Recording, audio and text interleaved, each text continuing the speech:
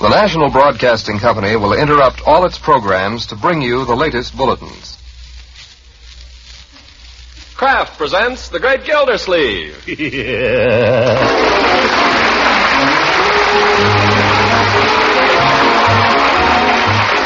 Kraft Cheese Company, makers of parquet margarine and a complete line of famous quality food products, presents Harold Peary as The Great Gildersleeve. Kraft brings you The Great Gildersleeve every week at this time, written by John Whedon and Sam Moore. We'll hear from The Great Gildersleeve in just a moment. For the right start these war-busy days, food experts advise that you eat a hearty, hot breakfast. Now, one of the most satisfying breakfast treats we can think of is hot toast or hot rolls and muffins spread with delicious parquet margarine. Here truly is an appetizing way to start your day, and a good way to perk up your energy, too. Parquet margarine, you see, is one of the best energy foods you can eat. And to make parquet margarine even more nourishing, Kraft adds 9,000 units of important vitamin A to every pound of this delicious spread for bread. Remember, parquet margarine now requires only 2 ration points a pound, and it's downright inexpensive, too. So add parquet margarine's flavor goodness to every meal you serve. Tomorrow, ask your dealer for delicious, nourishing parquet. P-A-R-K-A-Y, parquet margarine, made by Kraft. Yes, Kraft makes parquet.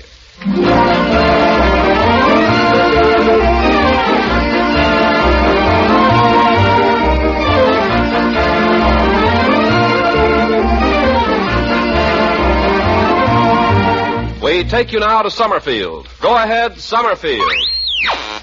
This is Summerfield. With the primary elections only 4 days off, political rivalry here has reached its peak.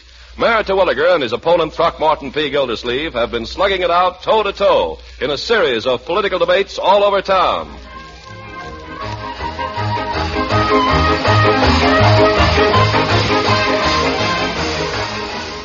Now, that's the way it's been all day, folks, and here's the kind of debating that's been going on. And that's why I say to you, my friends, taxes must be reduced, and reduced immediately. Because if taxes are not reduced, what is there going to be left for any of us? You're forgetting something, Mayor. What? The moon belongs to everyone. The best things in life are free. That is no answer. The stars can shine for everyone. They gleam there That for is you. unworthy and undignified. I challenge my opponent to put down his ukulele and give the taxpayers of this town a straightforward answer on the question of school appropriations. Ukulele. Why does Gildersleeve insist that we should spend more money on the schools? Mayor, I can answer that in 2 words. What are they? School days, dear old golden rule days. Louder reading and writing and arithmetic. I want to... Taught to the tune of the hick. Oh, go chase yourselves, all of you. Mayor, what kind of talk is that? Hee hee hee hee hee hee. Go ahead, vote for Gildersleeve. It'll serve you right. Temper. I wrote on your slate, I love you, Terwilliger, when we were a couple of kids.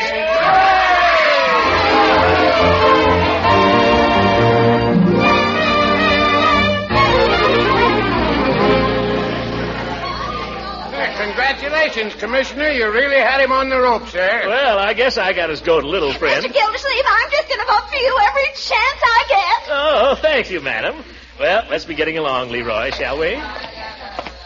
Do you really think you're going to get elected? I don't know who stands a better chance, my boy. Why? Why do you ask? Well, I ran into a lady today, and she said she wouldn't vote for you unless she knew which party you belonged to. Well, did you tell her?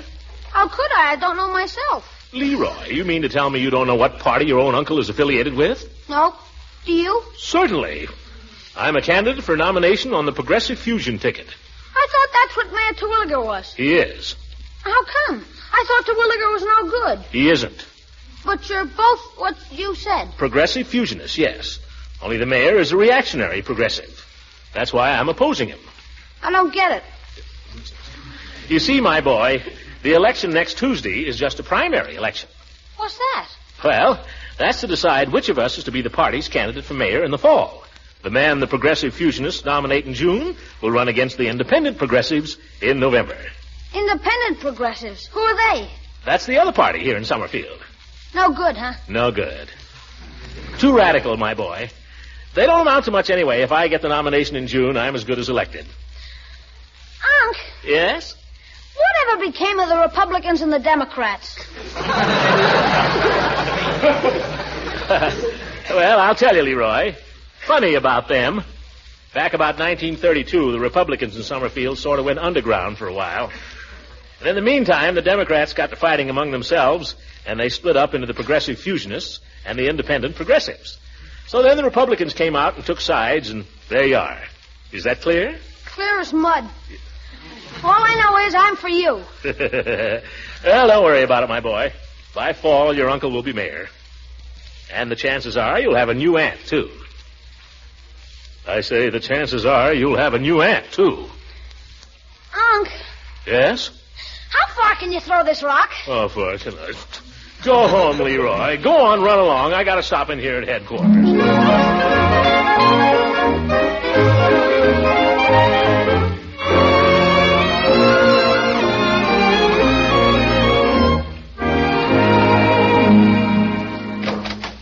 Well, hello, Judge.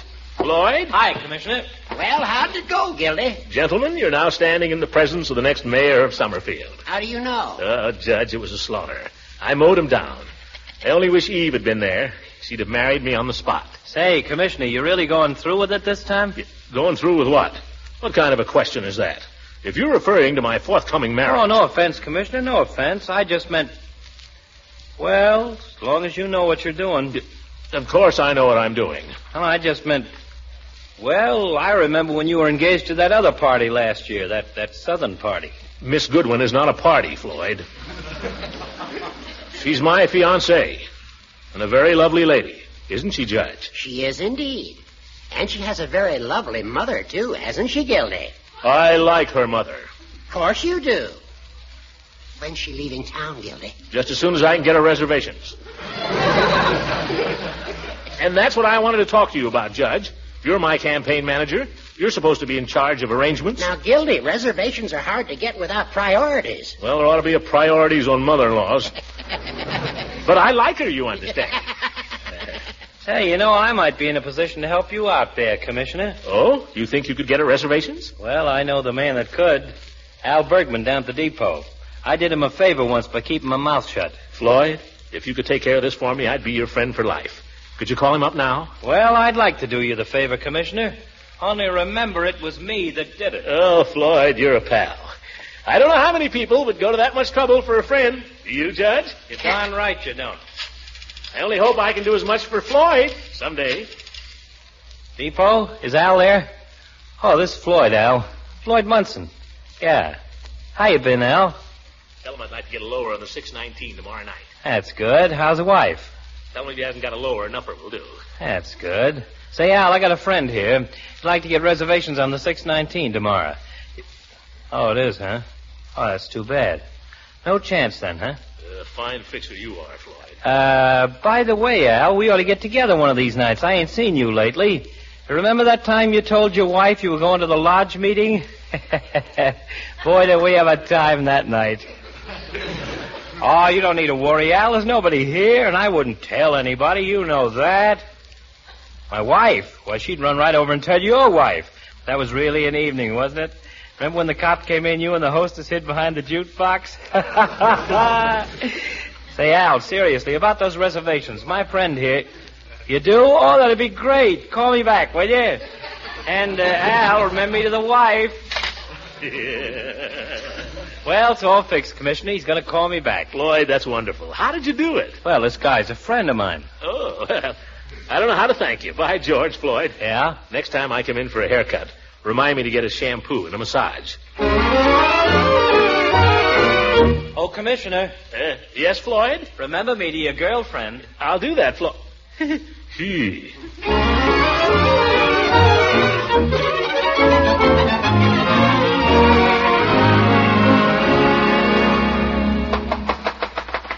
$6:30. She must be home. Look who's here. Oh, dear, Throckmorton, come in. Mother, the stove, something's boiling over. I can't stay, Eve. Don't worry. Oh, I'm sorry. I was just getting supper. Can't stay but a minute. Just dropped by to tell you I've got some wonderful news. Oh, really? What is it? Guess. Oh, I can't guess, Throckmorton. Tell me. Go ahead. Make one guess. Wait, you haven't done something foolish, darling. You didn't go and buy those earrings just because I happen to admire them. No, nothing foolish, Eve. Guess again. Oh, I can't. Go on, try. Throckmorton, I have a cake in the oven. If you have something to tell me, Oh, forget the cake, Eve. Listen, I finally did it. I got your mother reservations. She leaves town tomorrow night on the 6:19, rain or shine. Well, I must say you seem awfully happy about it. Why shouldn't I? I've been working on it for a week. I mean... Well, gosh, Eve, your mother's the one who said she had to go. You asked me yourself to get her the tickets. I mean, gosh, I'd like to have her stay longer. I wish she could. So do I. I'd like to have her stay here forever, but she's got to go. She's got to go, Eve. Let's make the best of it. That's my attitude. Oh, you're right, dear. I'm sorry. After all, we must think of her. We mustn't let our pleasure stand in her way. You're right. We must think of Fred, too. By the way, I ought to wire him. Fred? My brother back home. Mother lives with him, you know. Oh, good old Fred. By George, I've always wanted to meet Fred. I'll bet he's a great guy. He is. He's Mother's favorite son. Of course, he's her only son, but he's always been her favorite. What does he do for a living, or does he... Oh, yes. Yes, he's an engineer. Oh, engineer. Great profession, engineering. Noble profession. Building things. Is he married? No, he's a bachelor. So Mother keeps house for him. Fine, fine. Ideal. Well, I've never felt that Fred thought so. What do you mean? Well, I've always felt that he was a little unhappy somehow. With your mother to take care of him? Why, how could that be? What more could he ask?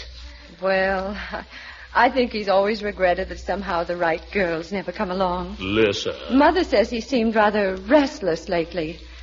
That's one reason she came here on this visit. Fred thought maybe the change would do her good. Listen. A man's best girl is his mother. You tell him that.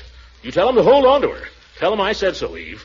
You better wire him. You better wire him right now. Oh, but darling, why... Don't worry. I'll get the tickets, and I'll get him over here as fast as I can. But, Throckmorton, we don't know... Wire Fred. Tell him not to worry. Tell him we'll ship her off to him in good shape tomorrow. Tell him that Mother is on the way.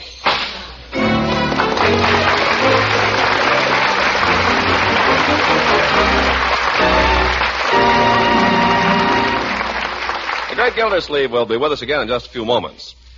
If you're serving lighter summertime meals, remember that every meal your family eats should be nourishing and well-balanced. So along with salads and other warm weather treats, serve crackers or bread spread with delicious parquet margarine. You see, parquet margarine is a wonderful aid to good summertime nutrition. It's so nourishing, so satisfying. First, there's that delicate, appetizing parquet flavor, important to good nutrition, because parquet margarine makes other foods taste so good. Adds real flavor goodness to toast, rolls, muffins, and waffles. Then there's that marvelous food energy parquet margarine provides, so economically. And last, there's the important vitamin A that Kraft adds to parquet margarine. Never less than 9,000 units in every pound. So make parquet one of your family's standbys for good summertime nutrition. P-A-R-K-A-Y, parquet margarine. Tomorrow, buy parquet, the spread that's made by Kraft.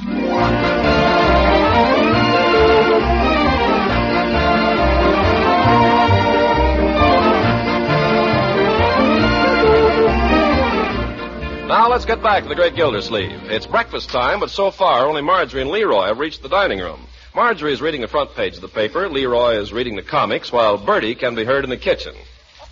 Oh, what a beautiful morning.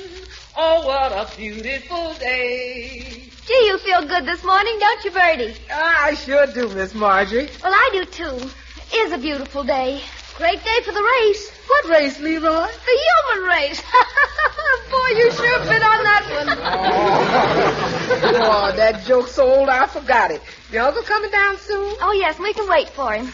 He was singing in the bathtub a few minutes ago. He must feel good, too. Why shouldn't he feel good? The election is in the bag. Oh, that has nothing to do with it.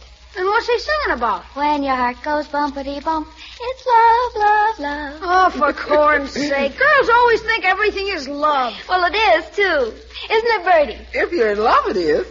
Well, I wish he'd get married and get over us.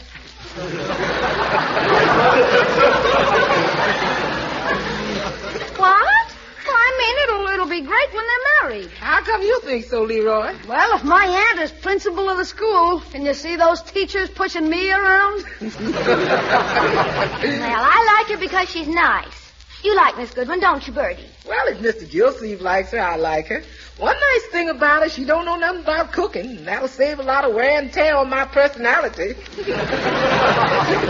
Well, good morning. And a special good morning to you, Bertie. Why a special one for me, Mr. Gildersleeve? Because you're the only member of my household that's able to vote on Tuesday. You're 21, aren't you, Bertie? Yes, sir. I'm 21, going on 34.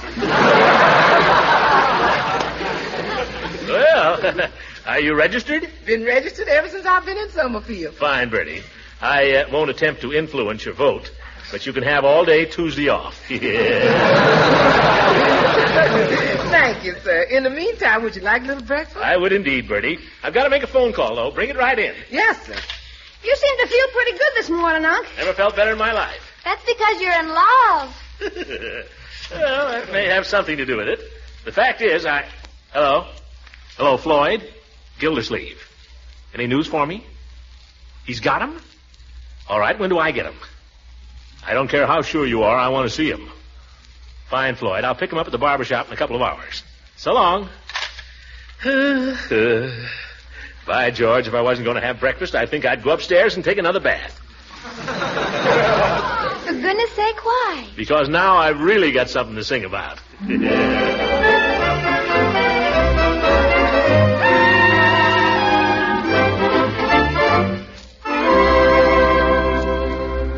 $75, $85, $1. Thank you, Miss Ransom. Oh, you're welcome, Mr. Peavy.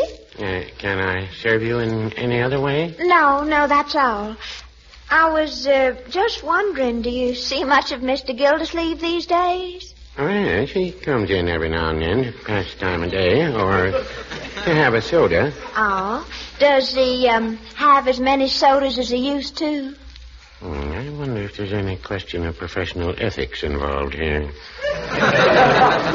Professional ethics? No, I was just thinking out loud, Mrs. Ransom. I don't like to violate the confidence of a customer. Oh, you man. I'm just asking about Throckmorton as an old friend. You know that, Mr. Peavy.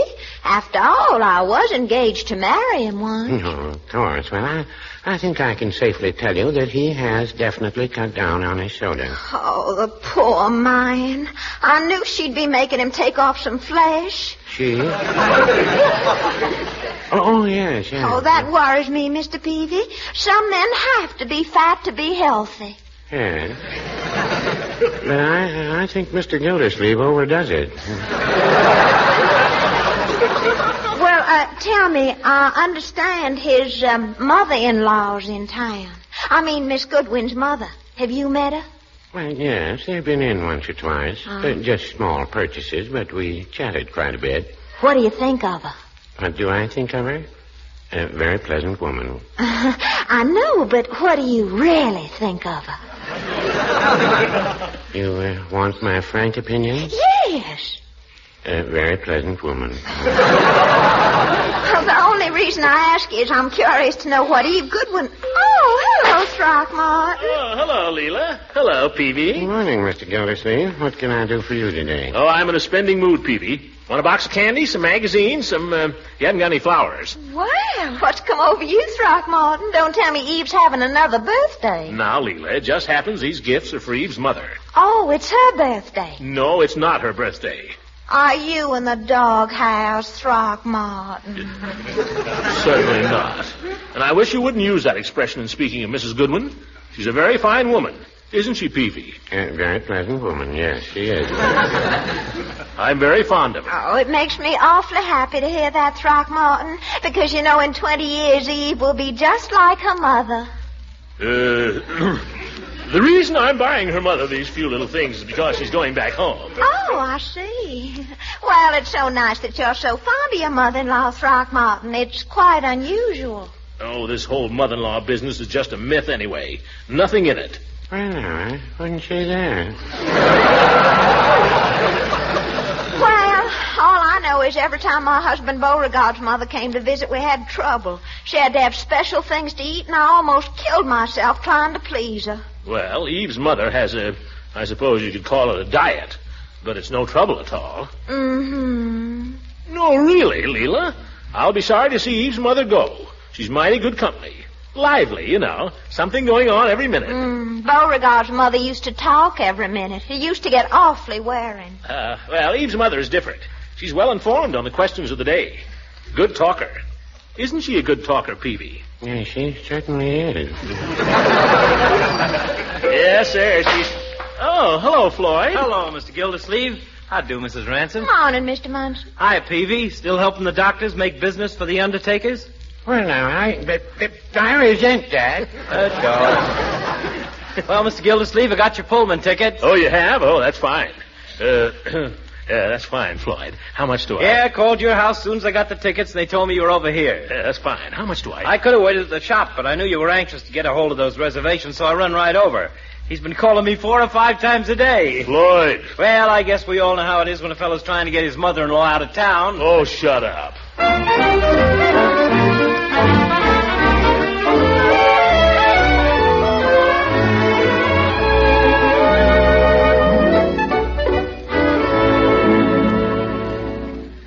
Hello, Eve. Hello, Throckmorton.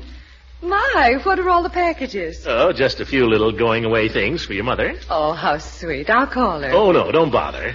She's probably busy packing. She is packing, isn't she? She's all packed. She's resting for a little while. Oh, I won't disturb her. That's right. Nobody likes to be waked up in the middle of a little snooze, Eve. I was just going to leave these things, but if you're not doing anything, I might sit around for a minute. I wish you would, dear.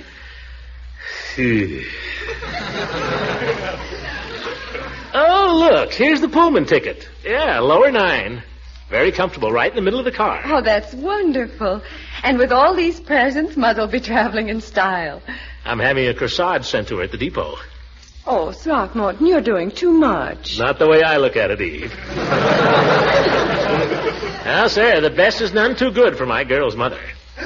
You're awfully sweet. So are you. Will you still think I'm sweet when I'm Mayor Gildersleeve? Of course. Only then I'll say you're awfully sweet, Your Honor. Why, George, Eve, you're quite a girl. Eve, dear, is there someone with you? It's Throckmorton, Mother. Did we wake you up? Oh, no, I wasn't really asleep. Good afternoon, Throckmorton. Hello, Mother. I certainly didn't mean to disturb you. You didn't. Mother, I insist you must get a little rest. Throckmorton's brought you some awfully interesting-looking presents, though, and you ought to thank him. Oh, no thanks. Unnecessary, Mother. Throckmorton, you certainly are thoughtful.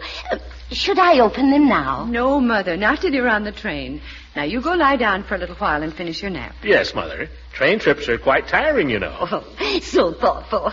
Well, I'll see you before I leave, won't I, Throckmorton? Oh, yes, I'm taking you to the station.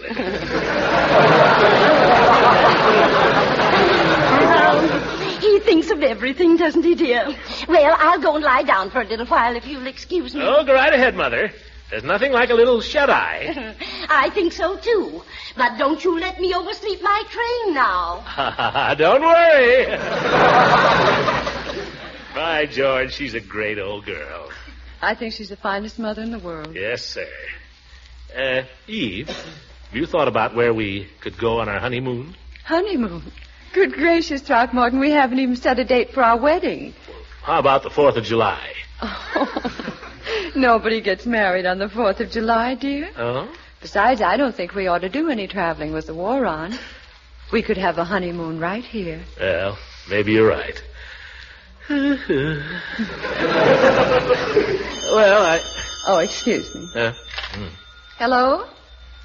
Oh, yes, Judge. How are you? Hooker. That old goat is always butting in. Yes, Judge. Mother's going this evening.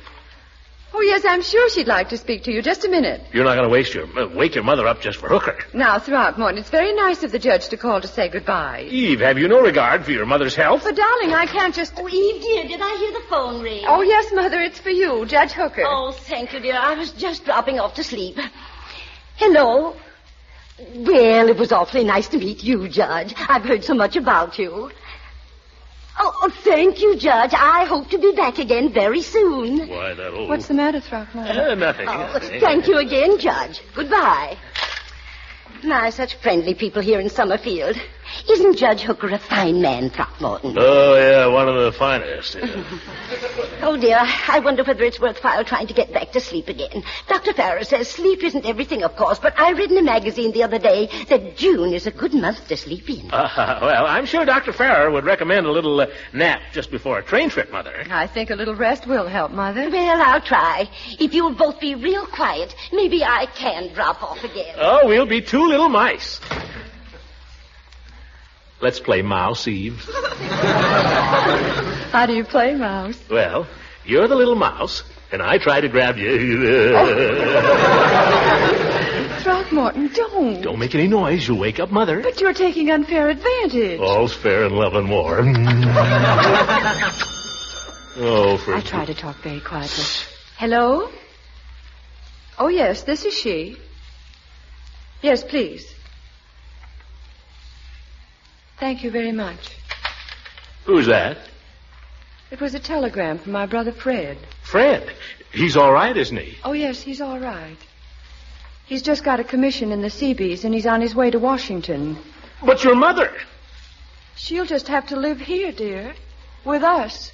Eve! I hear the phone ring again, dear. I can't seem to get to sleep. It's all right, Mother. You might as well stay up now.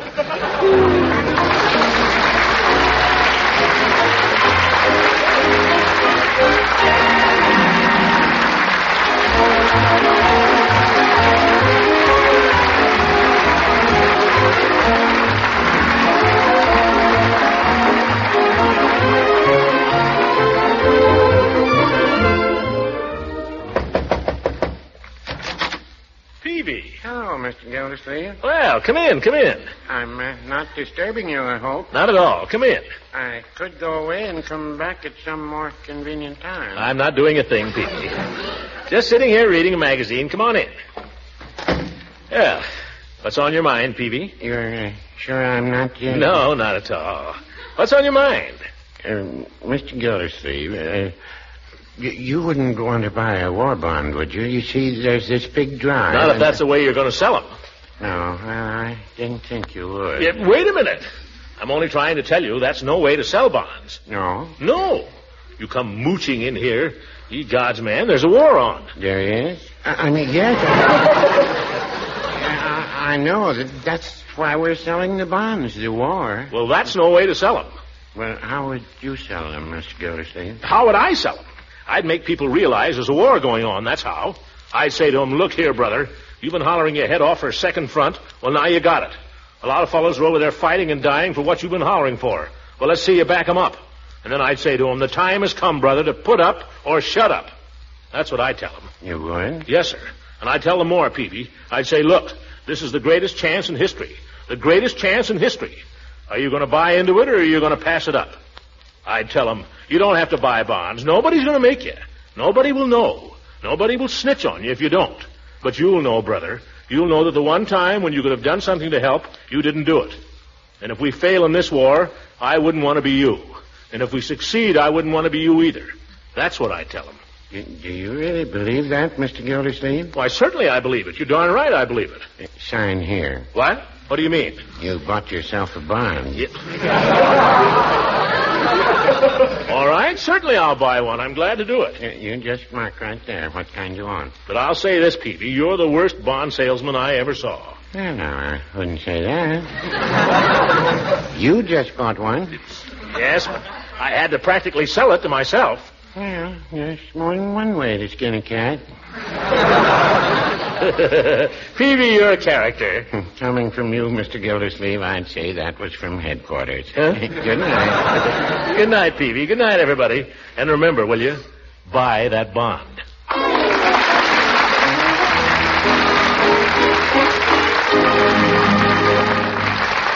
Music on this program was directed by Claude Sweeten. This is Ken Carpenter speaking for the Kraft Cheese Company, makers of parquet margarine and a complete line of famous quality food products. Kraft invites you to listen in again next week for the further adventures of the Great Gildersleeve. This is the National Broadcasting Company.